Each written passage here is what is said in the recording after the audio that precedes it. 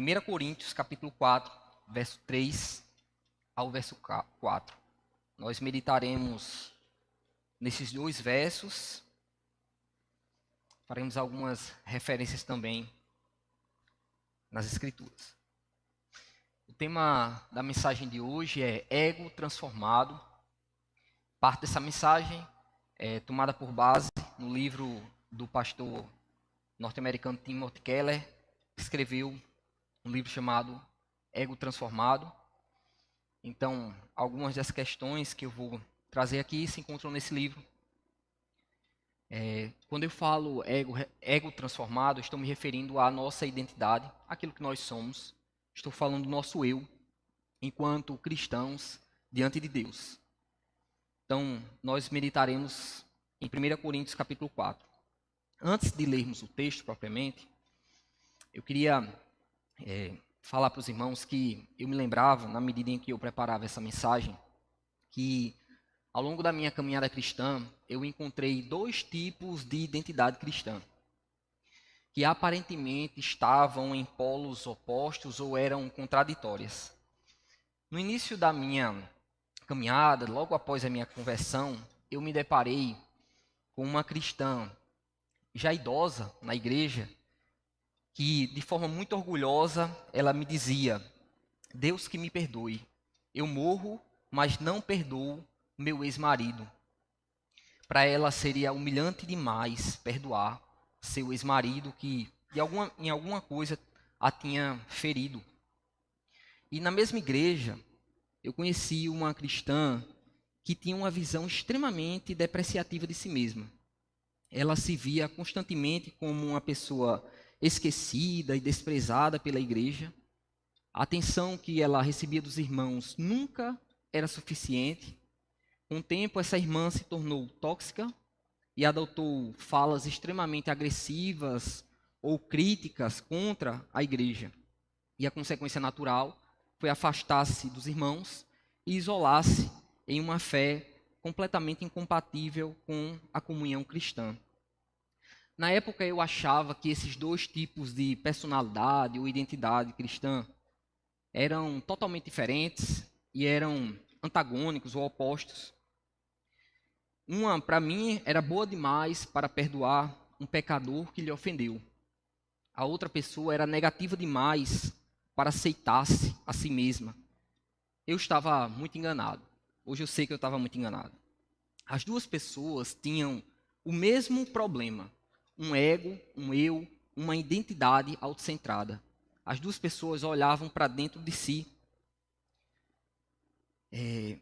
Uma visão, irmãos, depreciadora de si mesmo, e uma visão orgulhosa de si mesmo, como eu percebi nessas duas irmãs, não correspondem ao Evangelho. A cruz de Cristo, ela fere nosso ego e nos dá uma visão transformada de quem somos. Um coração quebrantado pela cruz de Cristo nem se orgulha, nem se deprecia, pois simplesmente não se considera. Um coração quebrantado pela cruz de Cristo nem se orgulha, nem se deprecia, pois simplesmente não se considera. E é sobre isso que nós meditaremos nessa noite. O apóstolo Paulo, 1 Coríntios capítulo 4, verso 3 e 4, ele diz o seguinte: pouco me importa se julgado por vocês ou por qualquer tribunal humano. De fato, nem eu me julgo a mim mesmo, embora em nada minha consciência me acuse, nem por isso justifico a mim mesmo. O Senhor é quem me julga. Vamos fazer uma oração antes de prosseguirmos? Deus, nossas vidas, ó Deus, estão em Tuas mãos. E nesse momento nós rogamos, ó Deus, o auxílio do Teu Espírito para que de forma clara e objetiva possamos compreender, Deus, a verdade tão fundamental, tão essencial sobre quem somos enquanto cristãos. Senhor, nos dá uma visão transformada, ó Deus, uma perspectiva radicalmente transformada sobre nossa identidade, sobre o nosso eu, sobre o nosso ego. Que sejamos, ó Deus, nessa noite, feridos pelo Evangelho de Cristo, para que sejamos transformados. Se há em nós, ó Deus, um olhar, uma percepção orgulhosa de si mesmo, ou uma percepção depreciadora de si mesmo, Deus, fala conosco, Deus. Nos quebranta, nos transforma. Porque não é sobre nós, nunca foi sobre nós. Que o teu nome seja honrado, Deus, na medida em que nós sejamos quebrantados. Amém. Irmãos, nós, antes de chegarmos a esse texto, precisamos entender o contexto que estava em jogo aqui, quando Paulo escreve esses 2 versos. E é importante, nesse sentido, observar e refletir sobre a condição natural da nossa identidade, do ego humano. Veja, a igreja de Corinto estava dividida entre facções dos discípulos de Paulo e de Apolo. Paulo argumentava que ele tinha plantado, Apolo havia regado, mas Deus que dava o crescimento. Mas aqueles irmãos não estavam compreendendo isso. Aqueles irmãos estavam disputando de forma mundana sobre quem tinha proeminência no ministério. Então as facções se formaram com base no ministério, na projeção dos ministérios de Paulo e de Apolo. E uma facção dizia, olha, eu sou de Paulo, outra sou de Apolo, e queria sobrepor-se à outra. Os cristãos daquela igreja queriam usar o discipulado como um caminho para a obtenção de poder ou liderança. Então, o apóstolo Paulo identifica que, na verdade, as causas da divisão daquela igreja eram 2. Uma era a vanglória. Ele escreve no capítulo 3, verso 21, ninguém se glorie em homens. Então, o ponto de Paulo é dizer, olha, vocês estão se vangloriando em algo vão, em algo frágil, pueril, algo que não se sustenta. São homens, são falhos. Como é que vocês vão se preocupar de sobrepor-se ao irmão com base na vida ou no ministério de um ser humano que é falho? Então isso é uma vanglória. Uma glória que não tem sentido, ela é vazia. Mas o apóstolo Paulo também fala que aqueles irmãos eram orgulhosos. Ele diz no capítulo 4, verso 6, ninguém se orgulhe a favor de um homem em detrimento de outro. Então, vanglória e orgulho eram as causas da divisão daqueles que se diziam discípulos de Paulo e discípulos de Apolo. O ponto que o apóstolo Paulo traz à tona é de que aquilo não fazia nenhum sentido e de forma alguma correspondia à mensagem do evangelho ou o caráter de um cristão, a identidade de um cristão. Essas pessoas revelavam a sua condição natural. E a condição natural do ser humano é uma condição de vazio, que busca significado nas coisas. Veja, um dizia, eu sou Paulo, eu sou de Paulo, o outro dizia, eu sou de Apolo. O que eles estavam querendo afirmar? Eles queriam dizer que a identidade deles se apoiava no ministério do ser humano, e aquele ministério de Paulo ou de Apolo dava-lhes significado, sentido, de modo que justificava que eles pudessem se sobrepor ao outro. Nada mais, nada menos do que, na condição natural do ser humano, aqueles indivíduos se reconhecem como pessoas vazias, sem sentido, sem propósito, sem muito a oferecer, e procuram um subsídio no ministério de Paulo ou de Apolo. Veja que nós somos como essas pessoas aqui também. Nós somos seres humanos inchados de nós mesmos, com nossas preocupações, desejos, sonhos, sentimentos. Nós somos como uma bolha prestes a explodir diante de circunstâncias, palavras negativas, perdas e sofrimentos. Nossa condição natural é de vazio e de fragilidade. Retire de nós as nossas preocupações, nossos desejos, sonhos, sentimentos. Deixe-nos no estado bruto, o que nós somos. Se na nossa era, por exemplo, nós dizemos, eu tenho esse título, eu tenho essa profissão, esses bens materiais, esse sobrenome, esse número de seguidores, esse ministério e tantas outras coisas. Veja como nós nos identificamos. Quem é você? Eu sou médico, eu sou advogado, eu sou algo que eu faço. A condição natural do ser humano é de buscar significado fora de si. Porque no estado bruto, nós somos seres humanos vazios, sem muito propósito no cosmos, sem muito sentido existencial. Então, por isso que nós procuramos sempre um apoio em algo que fazemos, no trabalho que desempenhamos, alguns nas suas contas bancárias, no seu patrimônio, na sua profissão, no seu sobrenome, eu sou da família tal, número de seguidores, sou reconhecido, sou famoso, o ministério, sou ouvido ou não. Enfim, nós somos definidos pelo significado que nós buscamos. Contudo, nosso coração é vazio e voltado para si. E nessa busca de significado, nós nos afirmamos para que os outros pensem bem de nós. Nós queremos pensar bem de nós e nós gostamos que os outros pensem bem de nós. Por isso, meus irmãos, a consequência de um estado vazio, frágil, que procura apoio constante nas coisas externas para receber algum significado, algum reconhecimento, algum propósito, algum sentido, é que nessa caminhada nós cansamos. Cansamos porque nós estamos em constante busca de sermos notados. Notados por aquilo que fazemos, por aquilo que dizemos, por aquilo que almejamos. Por isso, nós nos comparamos, nós nos vangloriamos para sermos percebidos. Da infância à vida adulta, nós mantemos um constante desejo de atenção, de que alguém reconheça o nosso propósito, nosso sentido, o nosso significado. E quando isso não acontece, quando nós não somos notados, nós tendemos a nos sentir frustrados, machucados e chegamos às murmurações, às lamúrias e autodepreciação.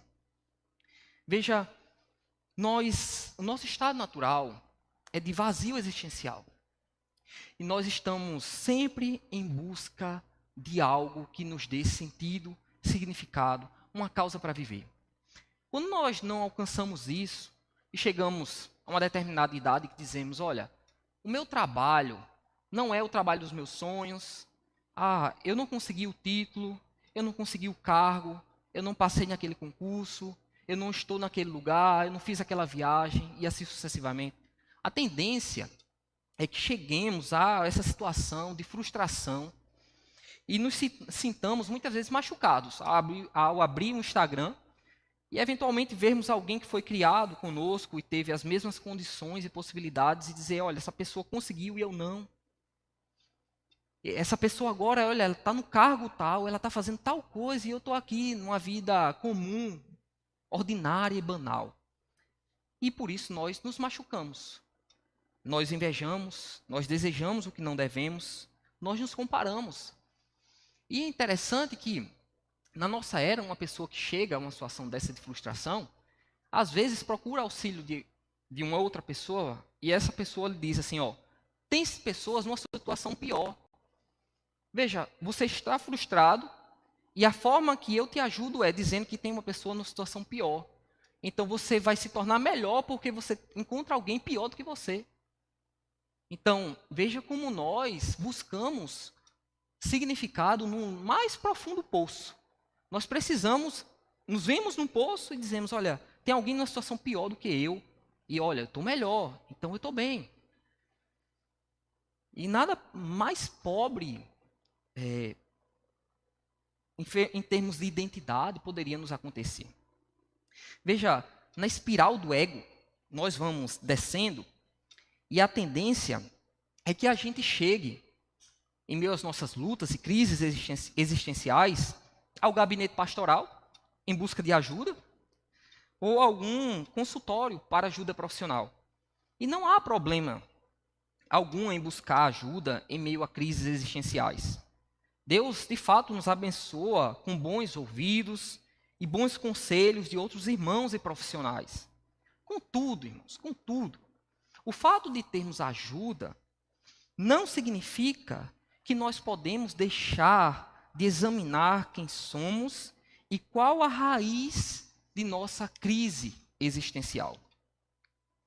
Então, por que aquelas pessoas, no contexto de Paulo, estavam brigando na igreja por conta da sua vanglória e um orgulho sem sentido de se apoiar no ministério de Paulo e Apolo, que eram dois pecadores como elas? Por que elas chegaram a uma situação como essa? Elas chegaram a essa situação porque na sua identidade, no seu ego, elas estavam nada mais, nada menos do que expondo o vazio de sentido que elas tinham. Elas procuravam em Paulo um apoio, em Apolo um apoio para encontrar algum sentido, algum propósito de viver e brigar na igreja. Então, a nossa condição existencial é de vazio. Quem nos ajuda a pensar sobre isso?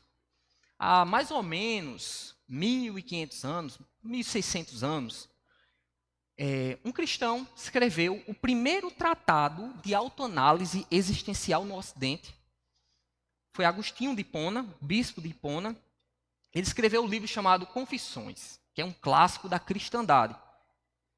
Nesse livro, Agostinho escreveu em forma de oração, ele escreveu se dirigindo a Deus, e ele relata o caminho que ele percorreu até a sua conversão à fé cristã.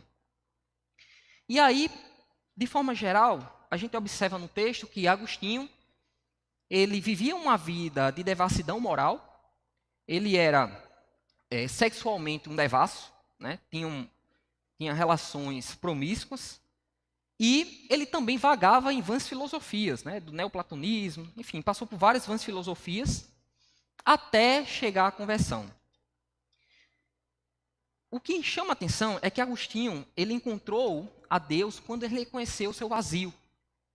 Veja, depois que Agostinho se converte, não vem ao caso aqui trazer os fatos da sua conversão, ele faz uma oração em que ele revela o que ele sentiu, o que ele percebeu quando ele encontrou o Evangelho e foi convertido por Deus. Então, após a oração, Agostinho orou o seguinte, abre aspas: tarde te amei, ó beleza, tão antiga e tão nova, tarde te amei. Tu estavas dentro de mim e eu estava fora. Para não olhar para dentro de mim, eu tinha me escondido. Mas tu me arrancaste do meu esconderijo e me puseste diante de mim mesmo, a fim de que eu enxergasse o indigno que era, o quão deformado, manchado e sujo eu estava. E me dei conta de que, no fundo, era a ele, mesmo sem saber, a quem buscava ardentemente o meu coração. Fecha aspas. O que Agostinho disse com essa oração após sua conversão? Agostinho disse: passei 30 anos da minha vida buscando significado fora de mim. E eu só encontrei o significado verdadeiro quando eu olhei para dentro de mim. E eu vi quem eu era. Vazio. Eu era, como ele diz, indigno, deformado, manchado e sujo. Eu fiz de tudo, passei 30 anos buscando num sexo livre e também nas vãs filosofias significado e sentido existencial. 30 anos. Mas apenas quando eu olhei para dentro de mim e vi quem eu era, deformado, manchado, sujo, vazio, foi que eu me dei conta de quem eu buscava verdadeiramente, eras tu. Beleza tão antiga e tão nova. A reflexão de Agostinho ela é muito impactante, são 1.600 anos em que esse livro foi escrito. O que Agostinho está dizendo para nós no século XXI é que a natureza humana, a minha e a sua natureza humana, de sermos nós pecadores, vazios, frágeis e cansados na busca de significado. Nós corremos a vida toda como Agostinho, em busca de propósito, nos títulos, na riqueza, no reconhecimento, na fama, ou qualquer coisa, qualquer dos bens que nós temos. Mas continuamos internamente vazios, frágeis e cansados.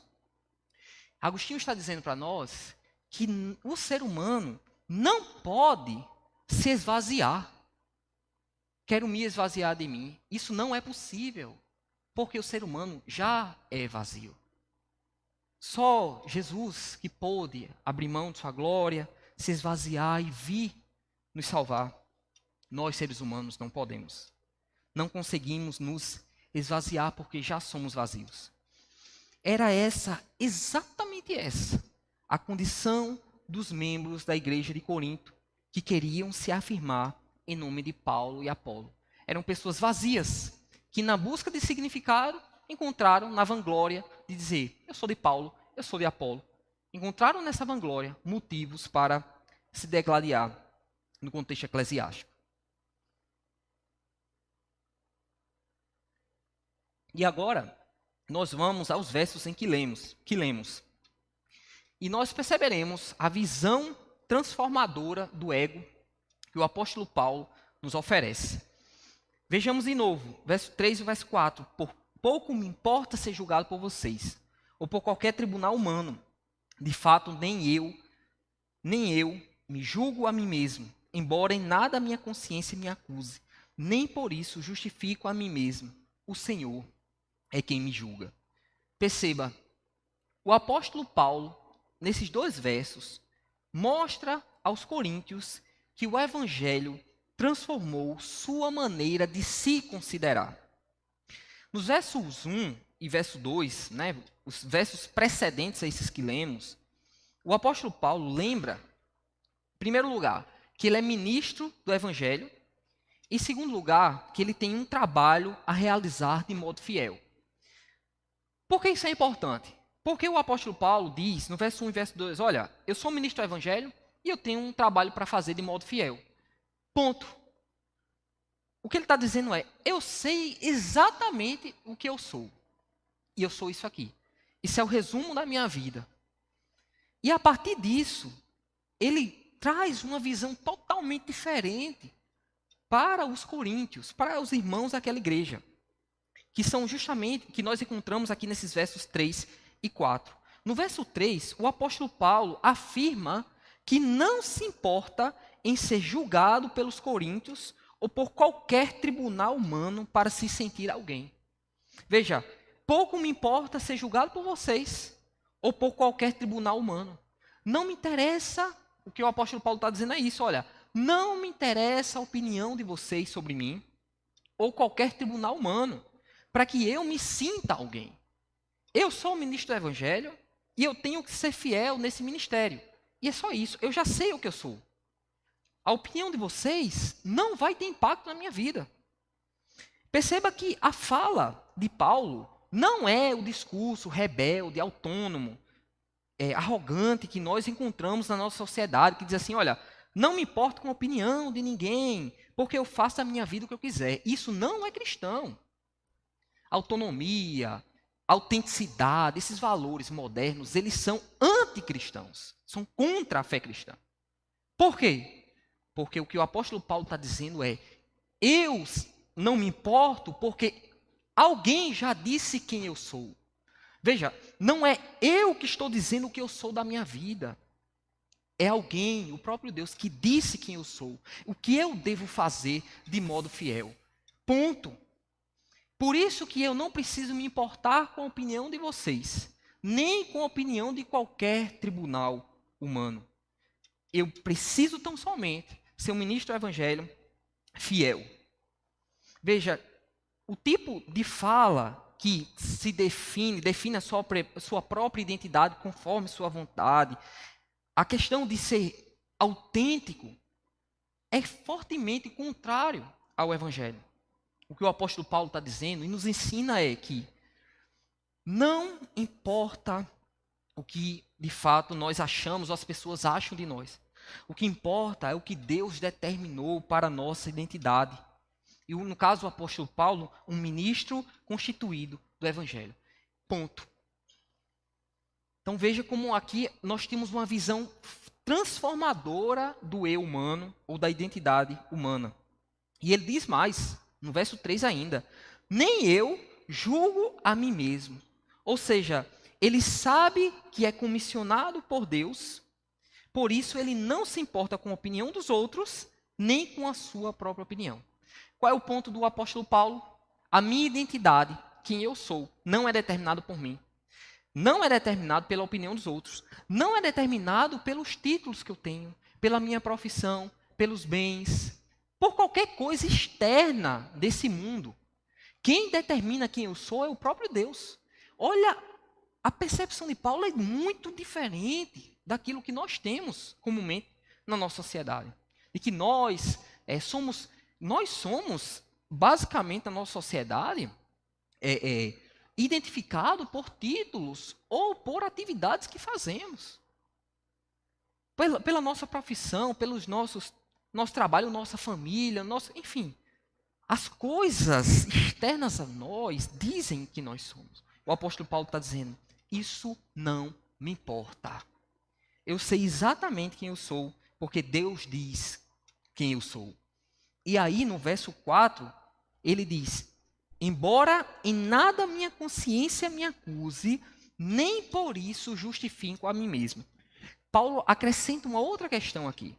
Não apenas a opinião dos outros, não importa, para dizer quem Paulo é, não importa a própria opinião de Paulo sobre si mesmo, mas Paulo diz assim, nem a minha consciência tranquila determina quem eu sou.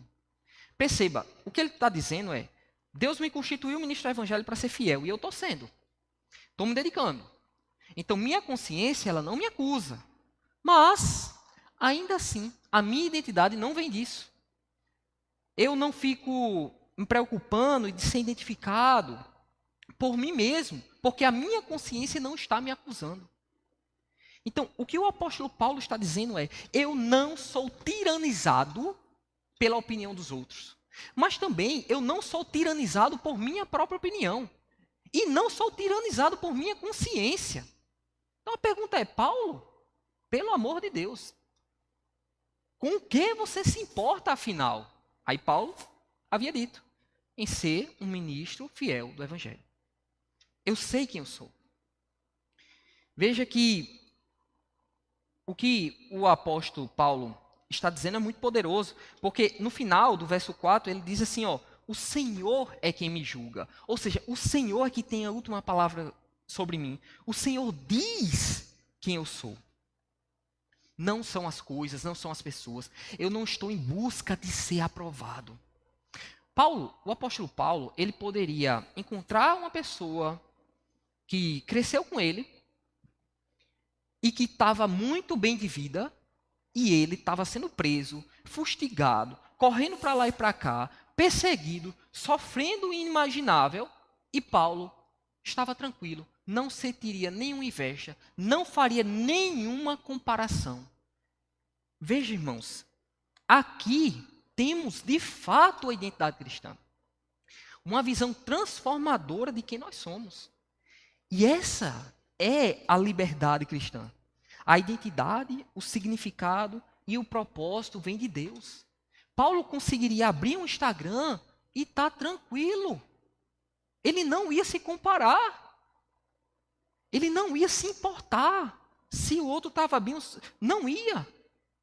Paulo estava livre, porque Paulo sabia exatamente quem ele é. Ele não tinha mais as crises existenciais. Como é que se explica alguém que está preso, que apanha, aí fica lá preso e escreve uma carta sobre a alegria, Filipenses? Como é que você explica isso?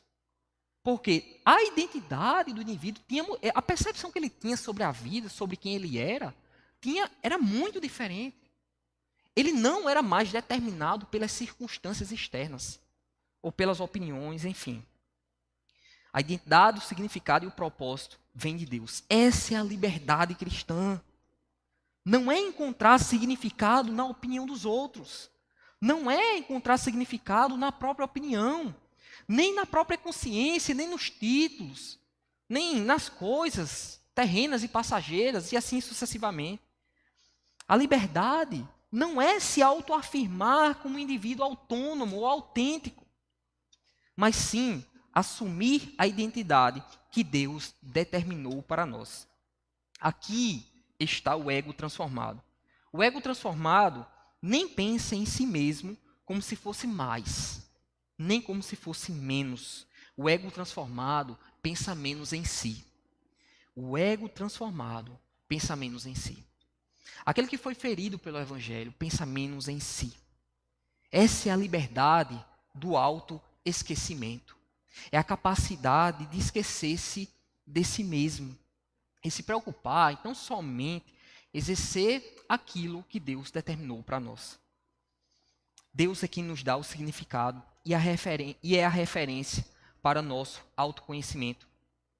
Então, a partir dessa visão transformadora que o apóstolo Paulo apresenta no verso 3, no verso 4, nós podemos, de fato, entender o que é um eu ou uma identidade fundamentalmente transformada.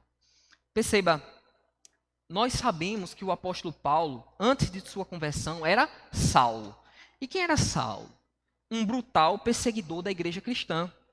Saulo era o tipo de pessoa que poderia se orgulhar dos seus títulos, descendência, desempenho no trabalho. Então veja, os resultados de Paulo entregava muito.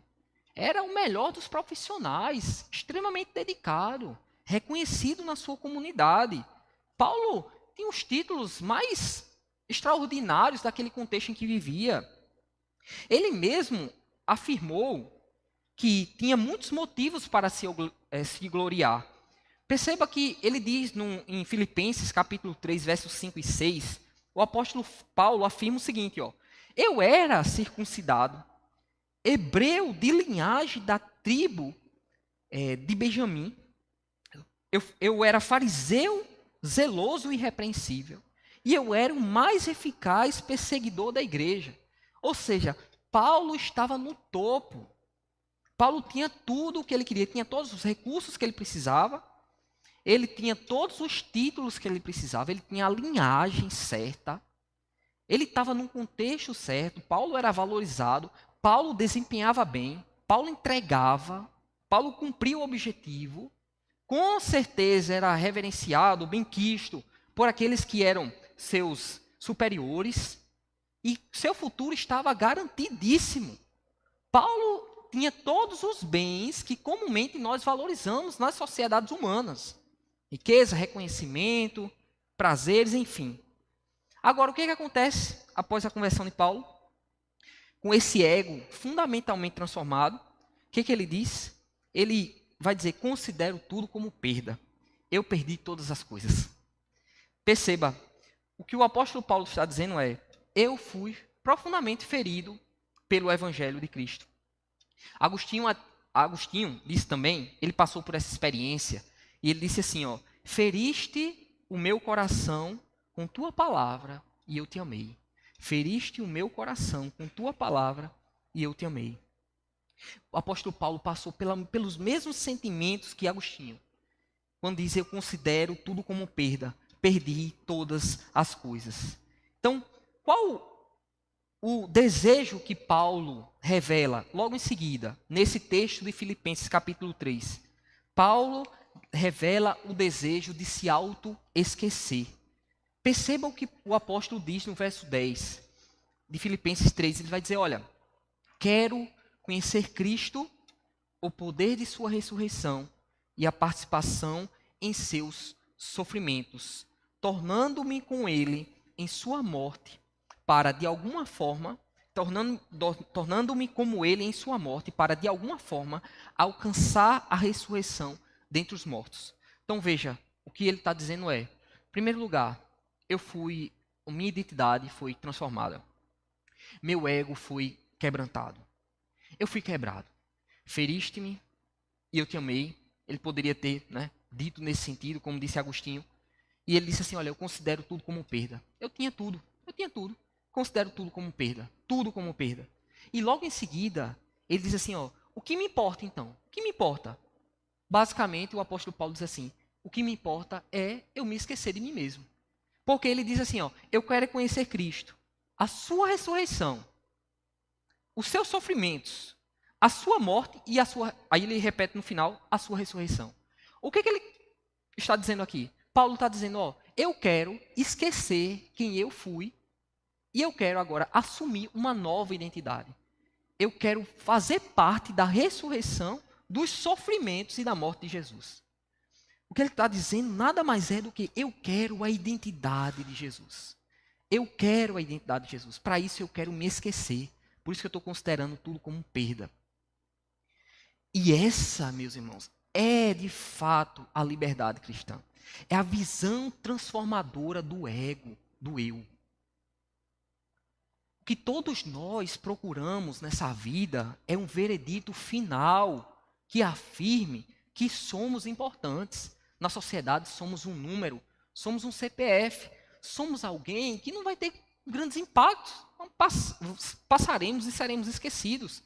Quando morrermos, em 3 gerações, não tenha dúvidas, ninguém vai lembrar do meu e do seu nome, não tenha dúvidas. Tataraneto, você lembra o nome do seu tataravô? Dificilmente. Nós seremos esquecidos. Veja que no estado bruto, nós somos isso, seres vazios. Nós não temos nada para oferecer existencialmente no mundo para dizer, olha, isso aqui significa que eu sou uma pessoa poderosa ou alguma coisa demais. Não é. Agora, nós cairemos numa percepção depreciadora da nossa identidade, como alguns, percebendo a fragilidade, o vazio, a falta de sentido da vida, caem? Não. Todos nós, de fato, nos colocamos em um tribunal e nossa identidade é constantemente posta em xeque. Para o apóstolo Paulo, porém, o julgamento já havia acabado e ele havia deixado o tribunal de vez. Por quê? Porque para Paulo, o veredito final já havia sido dado na cruz de Cristo. Paulo não precisava provar mais nada. No Evangelho de Jesus, meus irmãos, o veredito é dado antes do desempenho. O Senhor não nos dá um veredito depois de fazermos algo. Antes que a gente faça qualquer coisa, o Senhor já nos aprova. E esse é o Evangelho. O Senhor já nos justifica antes de nós fazermos qualquer coisa. E isso nos dá a liberdade de sermos, de olharmos para as coisas, inclusive aquelas que não temos. Olharmos para os sonhos que nós não alcançamos e jamais alcançaremos, e mesmo assim sermos felizes. As coisas nunca estão e talvez nunca estejam próximo daquilo que nós desejamos e sonhamos. E nós viveremos como? Desesperados ou determinados por esses fatores externos? Ou não? Como cristão nós não podemos. Por quê? A nossa sentença, o nosso veredito foi dado na cruz de Cristo. Jesus tomou o nosso lugar. Ele foi ao tribunal e foi julgado injustamente. Foi golpeado, mas não revidou. Ele foi espancado, morto e sepultado para nos substituir e recebeu nossa condenação para nos livrar do julgamento. A cruz de Cristo garante que somos muito preciosos para Deus. Nós valemos muito mais do que imaginamos. Nós somos objeto do amor eterno e incondicional do Criador. Nós somos objeto do amor eterno e incondicional do Criador. Por isso que o apóstolo Paulo considera vão. Eu tenho certeza que se alguém dissesse assim, apóstolo Paulo, eu tenho tal fortuna, ele ia, sim, e. Apóstolo Paulo, eu tenho tal título, e. Apóstolo Paulo, eu tenho tal. O que me importa? Ah, eu sou de Apolo, apóstolo. Eu sou eu sou do seu ministério, apóstolo Paulo. E qual a importância disso? Isso é tudo passageiro, não faz sentido você pegar isso. Isso tudo vai passar.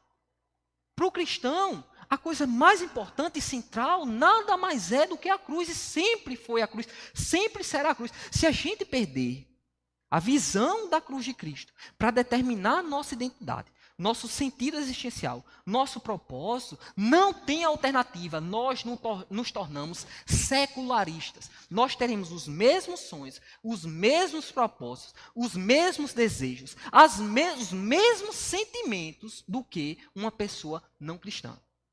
Por isso que é difícil, por vezes, nós distinguirmos um cristão de um não cristão na nossa sociedade. Porque a gente fala, a gente sonha, a gente pensa quase que da mesma forma. Porque a cruz não nos feriu. Não feriu a nossa identidade. Não teve uma transformação do nosso ego. Nós continuamos no centro. Aí você encontra pessoas que são extremamente orgulhosas por aquilo, por algum fator externo, um título, uma coisa, um objeto material, um nome de família, qualquer coisa. Ou encontramos pessoas que, por conta de não ter aquelas outras coisas, se veem como pessoas depreciadas. Eu não sou nada, eu não serei nada. E vivem crises profundas existenciais. É a mesma coisa. O ponto é que são pessoas que estão, em tese, em extremos, mas estão passando pela mesma crise de não ter sido ferida pelo Evangelho, porque o orgulho é vanglória. E a autodepreciação demonstra que a pessoa não entendeu que Deus nos dá significado, importância. Então veja que a visão do apóstolo tem que remediar, tem que nos reorientar na forma em que nós percebemos o mundo, que nós vivemos de domingo a domingo. E para finalizar, eu lembro que quando eu era muito jovem, de fato, na fé, para entender a natureza do problema que aquelas duas irmãs que eu mencionei lá no começo da mensagem apresentavam na igreja. Uma era orgulhosa demais para perdoar, e a outra era autodepreciativa demais para confiar em outra pessoa e viver em comunhão. Aquelas duas irmãs tinham o mesmo problema que eu tenho, que talvez você tenha, um ego ainda não completamente transformado. Às vezes nós somos orgulhosos demais, outras vezes nós somos autodepreciativos demais. Por quê? Porque nós não nos esquecemos. Nós nos cansamos em busca de sentido e de significado. E é cansativo. E é cansativo, por isso que Jesus disse, olha, tomai de mim o meu jugo, porque é leve. O jugo de vocês é pesado demais. Vocês estão o tempo todo brigando, o tempo todo cansados, o tempo todo ansiosos, correndo. Vocês estão cansados. Vocês não foram criados para ser assim, não. Nós não nos esquecemos, isso nos cansa. O apóstolo Paulo experimentou a liberdade do autoesquecimento. Nem a opinião alheia, nem a própria opinião, nem a própria consciência inquietavam e paralisavam aquele apóstolo. Ele sabia quem ele era por conta da cruz de Jesus. O apóstolo se abandonou na busca de assumir a identidade de Jesus, ou seja, ele deixou a sua própria identidade, seu passado, seus pecados, inclusive seus erros, seus arrependimentos, que muitos de nós carregam, coisas que a gente, olha, essa decisão foi errada, eu não deveria ter feito isso pode fustigar a nossa consciência, a nossa mente. O apóstolo Paulo esqueceu disso também, porque ele estava olhando para frente, porque ele estava preocupado em assumir a identidade de Cristo. Se você, como eu, se sente empurrado ao tribunal diariamente, reviva o Evangelho em suas orações e lembre-se que o julgamento já acabou. Não existe, meu irmão, não existe outro remédio senão a cruz de Cristo. Não existe. O pastor, com suas palavras, mesmo com toda a boa intenção, ele não vai resolver as tuas crises existenciais. Não tem como. O apóstolo Paulo está dizendo aqui, se tiver problema de facção na igreja, é a cruz de Cristo. Se tiver problema de autodepreciação, é a cruz de Cristo. Tudo volta para a cruz. É o orgulho, volta para a cruz. Se nós não formos feridos pela cruz, se a cruz do Evangelho de Jesus nos mostrar a nossa fraqueza, fragilidade, vazio, falta de sentido, nós estamos perdidos, não tem nada que vai nos dar alegria. Nada vai resolver. Nada. Você vai atingir um sonho, vai querer o outro sonho e vai sempre cansar. Sempre cansar. Nós precisamos, portanto, falar mais da cruz de Jesus e de seu sacrifício. Nós precisamos pregar o nosso coração que o Filho de Deus foi à cruz, porque Ele nos ama e que estamos eternamente justificados. Nós somos extremamente valiosos para o nosso Deus. Seja a opinião alheia, seja a nossa opinião, seja a nossa consciência, nenhuma condenação há para quem está em Cristo. Nenhuma condenação há. Não é a nossa mente, não são as circunstâncias, não são as opiniões, não é a nossa própria opinião, que por vezes é a pior que tem. Quando nós nos cobramos excessivamente, nós somos os piores tiranos de nós mesmos. Nenhuma condenação há para quem está em Cristo. Eu termino com alguns versos que um ministro do Evangelho escreveu quando estava preso. Ele se chamava Dietrich Bonhoeffer. O Bonhoeffer era um pastor da igreja, né, cristã lá na Alemanha, na Alemanha de Hitler, né, na época de Hitler, e ele lutou para preservar a identidade da igreja. Mesmo assim, infelizmente, boa parte da igreja cedeu ao nazismo na época. E o próprio Bonhoeffer foi vítima de toda aquela situação. Ele foi preso e foi enforcado.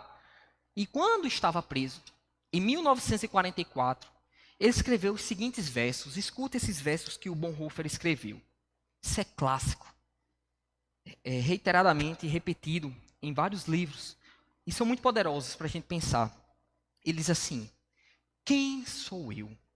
Frequentemente me dizem que falava com meus guardas de modo livre, amistoso e claro, como se fossem meus para comandar. Quem sou eu? Dizem-me também que eu suportei os dias de infortúnio de modo calmo, sorridente e alegre, como quem está acostumado a vencer. Sou então realmente tudo aquilo que os outros dizem que sou? Ou sou apenas aquilo que eu sei acerca de mim mesmo? Eu me vejo como inquieto e doente, como uma ave na gaiola, lutando pelo fôlego, como se houvesse mãos apertando a minha garganta, ansiando por cores, por flores, pelas vozes das aves, sedento por palavras de bondade e de boa vizinhança, conturbado na expectativa de grandes eventos, tremendo, impotente por amigos a uma distância infinita, cansado e vazio ao orar, ao pensar e ao agir, desmaiando e pronto para dizer adeus a tudo isto. Quem sou eu? Eu sou esse frágil? Ou sou aquele forte que acham de mim? Sou uma pessoa hoje e outra amanhã? Sou as duas ao mesmo tempo? Eu sou um hipócrita diante dos outros e diante de mim um fraco, desprezivelmente angustiado? Quem sou eu? Essas palavras, essas perguntas, zombam de mim na solidão. Seja quem for eu, tu sabes, ó Deus, que sou teu. Seja quem for eu, tu sabes, ó Deus, que sou teu. Por vezes nós somos assim, irmãos. Quem somos nós? Somos os fortes diante das outras pessoas, porque temos título, algum cargo, algum trabalho, alguma profissão, alcançamos alguma coisa?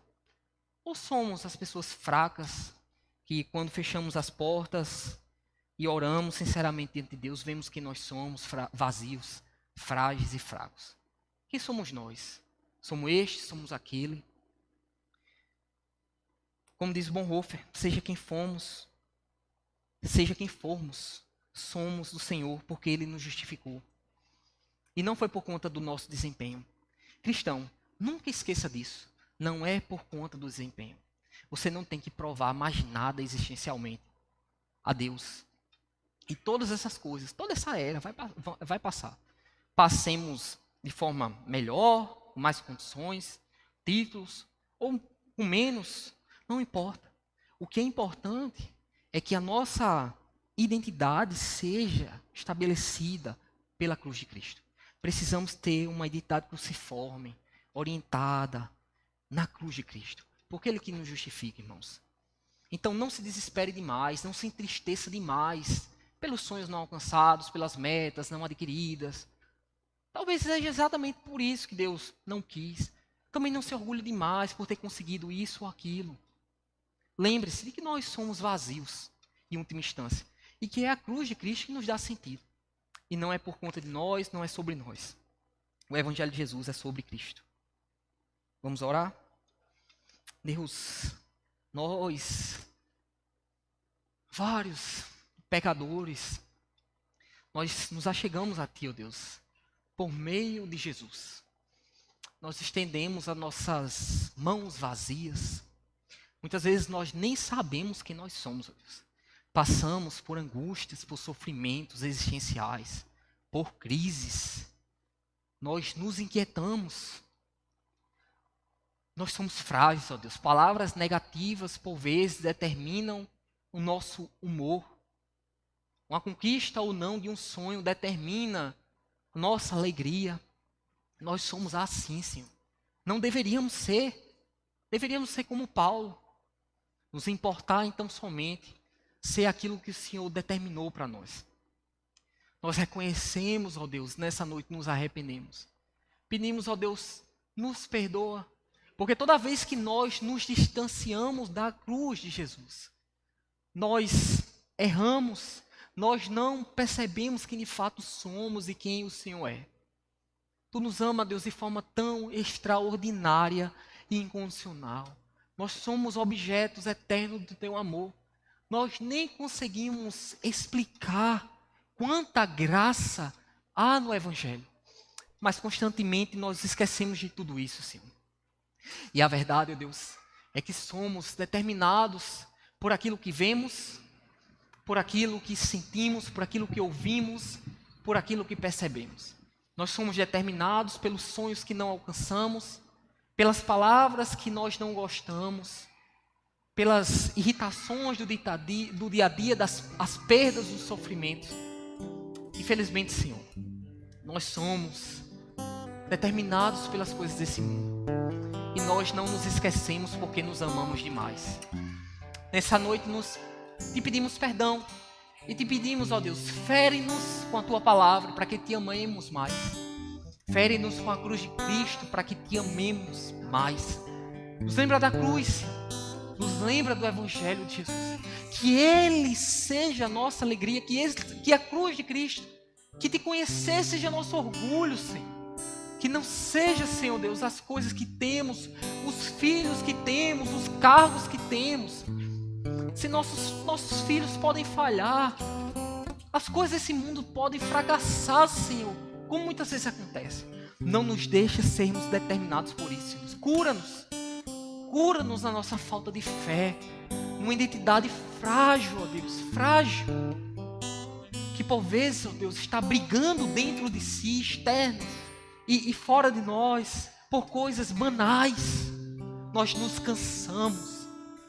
Toma sobre ti, ó Deus, o nosso jugo pesado. E nos dá do teu fardo que é leve. Que possamos trabalhar, estudar, fazer o que deve ser feito para a tua glória, mas sem peso de buscar aprovação, porque nós já fomos justificados para sempre. Que esse seja nosso desejo, ó Deus, e que a nossa identidade seja transformada, para que o mundo te conheça através de nós, em nome do teu Filho Jesus. Amém.